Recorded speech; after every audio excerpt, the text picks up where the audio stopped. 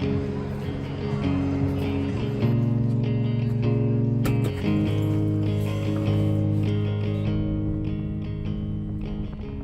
put it simply, artist residencies have literally changed my life as an artist.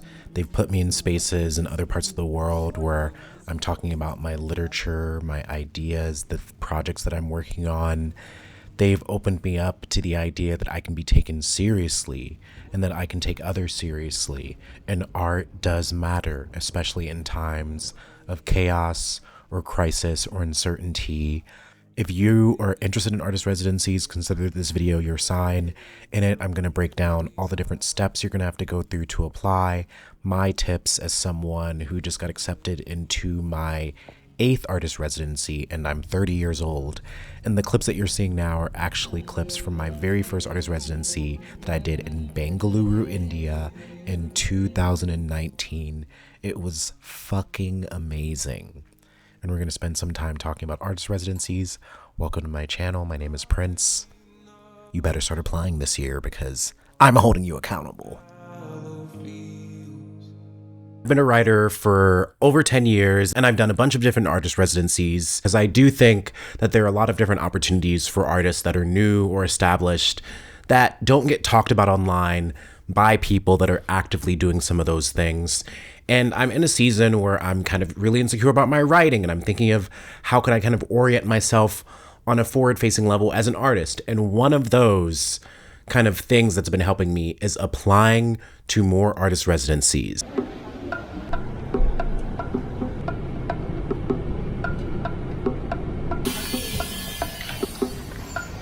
This video is going to be helpful for any folks that maybe haven't applied to artist residencies. Maybe you have and you haven't had a lot of success. So we're going to talk through some steps, some basic steps for applying to artist residencies, and then also some tips that I specifically advise as someone who was able to get my first 5 residencies in the first 2 or 3 years of me applying. And even this week, I talked to someone 2 days ago, and I just got accepted to an artist residency this March. So let's get into it. What is an artist residency? An artist residency is typically an organization or a program that offers a set amount of time for an artist or a number of artists to visit, to make art, to gather, to talk together. They usually provide you lodging. A lot of residencies provide you food. Some also provide travel stipends. And there are also artist residencies that are unpaid and then artist residencies that are paid. There are some artist residencies that have specific requirements, like they're only for parents or for women or for people that live in New York or people that live in Nevada or a certain kind of artists. So there are distinctions, and artist residencies can be anywhere from a week to 2 weeks to 2 months or 3 months. It depends on the residency. And typically you have to submit a few things like an artist bio, a art sample, some kind of work statement for what you plan to work on while you're at that residency, and any other kind of application materials that they might ask for. Okay, an artist residency seems cool, but why might I be ready to apply to one? And I would say if you are an artist that has really committed a lot of time to a recent project and you know that there are parts of that project that really shine, if you are someone that needs to find space to work on something and you might need more peace or quiet or space with other artists, if you're someone that wants to maybe skill build and be somewhere with other people that you can maybe bounce ideas off of or get feedback on, you might be ready for an artist residency. And there are a million other reasons why too. I think my first batch of applying, I was really excited about the book that I was working on, and I knew that there were certain chapters in it that really shined, and I ended up using that chapter to apply to things, and I got into 4.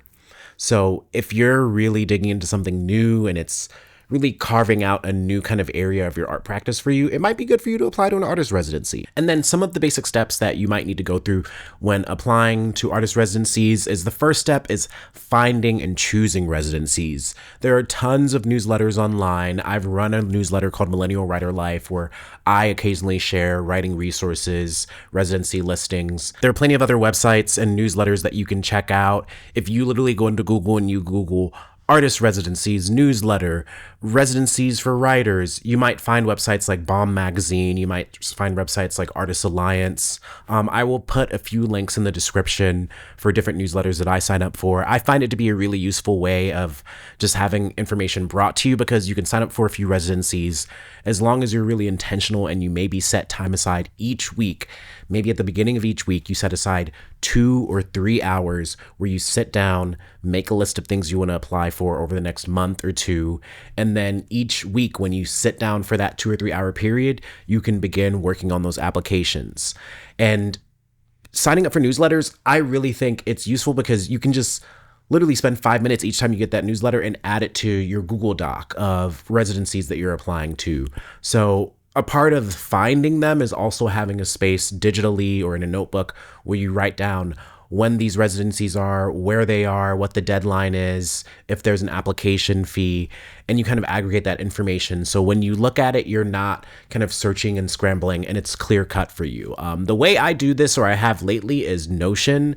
Notion is a program that you can use to kind of organize tasks and note take and do other things. And there are different templates that you can use specifically for jobs and applying to things. And my Notion application template, I love it because it really, when I'm using it, when I look at it, I'm like, oh, I want to knock some things off of the list. Like, it really just compels me to fucking apply. Like, I love it. So I would recommend finding some kind of program or software or material that you take these notes on that really help you. In the past, it's been Google Drive, because I can put a list of residencies at the top that I'm interested in, and then maybe further down, I put some of the application basics in the document for a lot of different applications.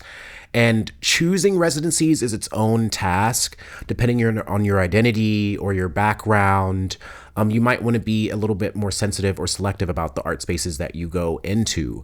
If you are a parent, you might want a residency that might provide childcare. If you have a certain ability level, you might want a residency that can accommodate people of different abilities. If you are maybe not used to being in the middle of nowhere, maybe you shouldn't do a residency where they drop your ass off in a cabin.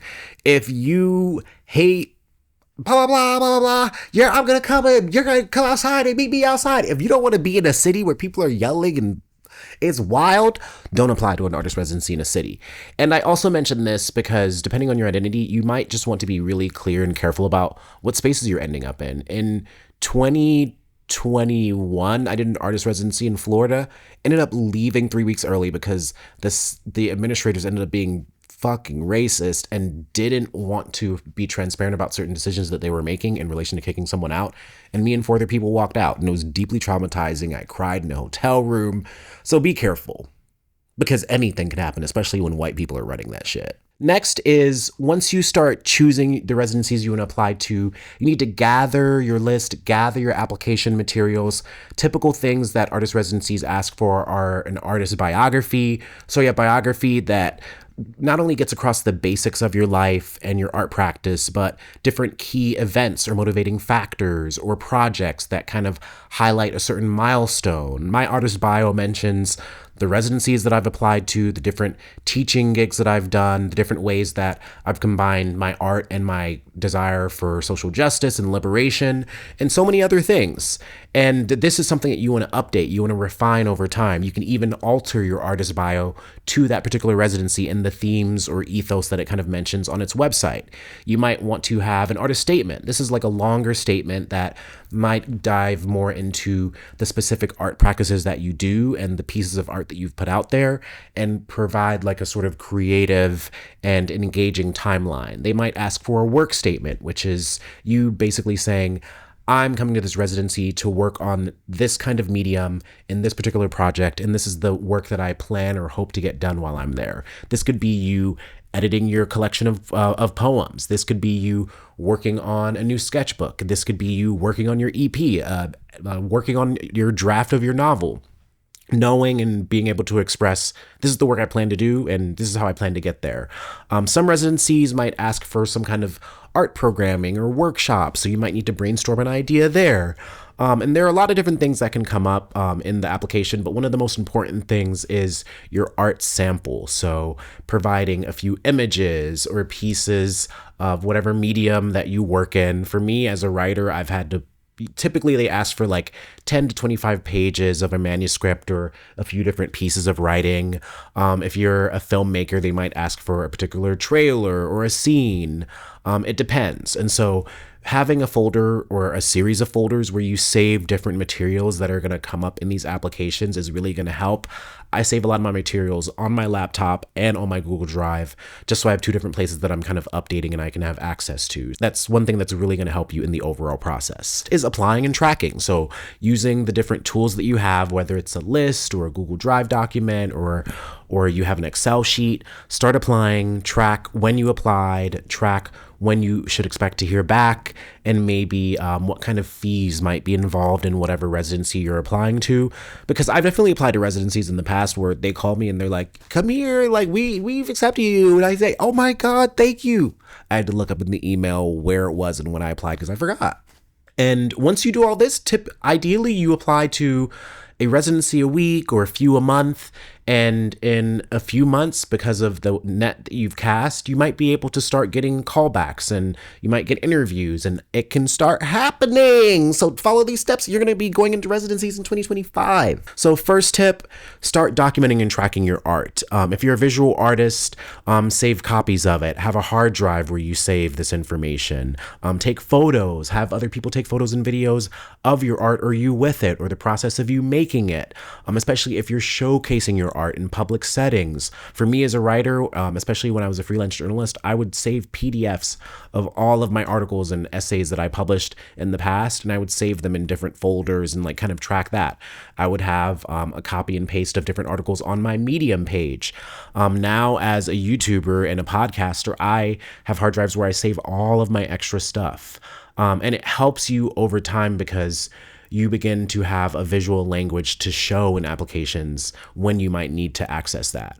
Another tip that I mentioned earlier is save your application materials. Save the different copy or text that you put in for different applications because maybe something from one residency might be applicable to another language-wise in terms of your work statement or your artist bio. Try to use an art sample that really shows how your work is evolving or shows your strengths as an artist. I knew in my memoir the 2 chapters where I was like, I've never written anything like this before. In the novel that I recently wrote, there is a few different scenes where I'm like, this is really engaging and I need to use this. And so recognizing the strengths in your own work, try to lean towards that when you're using or picking things from your body of work for your artist sample. Different residencies have waivers for BIPOC artists or artists of economically challenged backgrounds. You can also sometimes reach out to a residency and say, hey, I don't have the funds to pay the application fee, but I would still love to apply. Is there a way that we can make this work? Some residencies also allow that. In my city, there is a local arts kind of organization, and they offer local artist funding. And it's funding to help you develop your art and get it out there.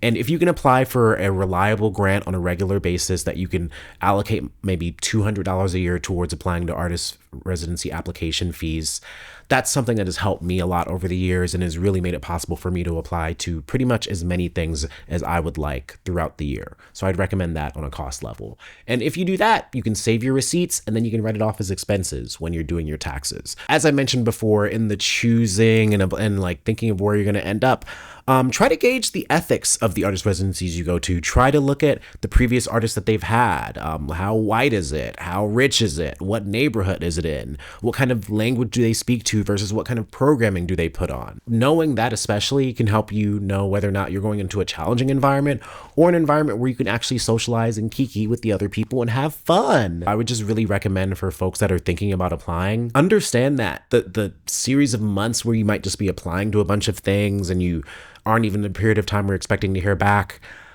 that's you investing in your future self. Whenever I've really tucked my head down and applied to residencies, and then in 6 to 8 months to a year, I'm getting different callbacks, and it's because of the wide net that I cast. And I think the secret thing about applying is that you need to get to a point where you're comfortable enough applying, you have the materials enough in place so that there's less of a hurdle for you to gather these things to apply when you see something really quickly on the internet and you maybe have 15 or 20 minutes before you have to go to your meeting or whatever dinner you have in the evening. And casting that wide net means that when you do get those eventual rejections, it won't burn as much because you're getting more rejections. Like getting 5 rejections in the year versus getting 20 rejections and one yes. That 20 rejections and one yes, the one yes is like, oh my God, I did it. Yeah, I'm going to Portugal. I'm going to residency in Portugal. I've been accepted in residencies in France. I went to residency in India for a month, ate amazing food, met people from all around the world. I did a residency where James Baldwin lived in Saint-Paul-de-Vence, France. I did a residency on an island off of fucking Maine. Me going to an island in Maine, watching all these white people slurp on lobsters. It was fucking wild. And so for me, the applying to a residency, you're applying to a potential adventure. And I think you deserve to give yourself the opportunity, and this is your sign. So start signing up for different newsletters that you might see in the description. Start making a list of maybe 5 residencies you want to apply to over the next few months. And then maybe in the second half of this year, you apply to 10 or 15. Build up that muscle so when you take the time to actually sit down and do it, it's less of a hurdle to get through an application. You don't have to spend weeks on an application as opposed to having most of the materials, refining some things, and then it maybe takes you an hour. So this is your sign. This is your sign. This is your sign. And even for me, my goals this year are applying to more grants, more fellowships, applying to things that are related to the new art mediums that I'm working in. I'm trying to learn drawing. I want to maybe try to do an illustrated memoir kind of moment. I also want to do more film. So you never know. You never know what's going to happen. So start applying. And if anyone wants a resource out there that might help you, you can check out my newsletter, Millennial Writer Life. I'll put a link to that in the description. And I'll just put a bunch of other resources that might help folks. Thank you for watching this video. Consider supporting this channel by subscribing. See you later.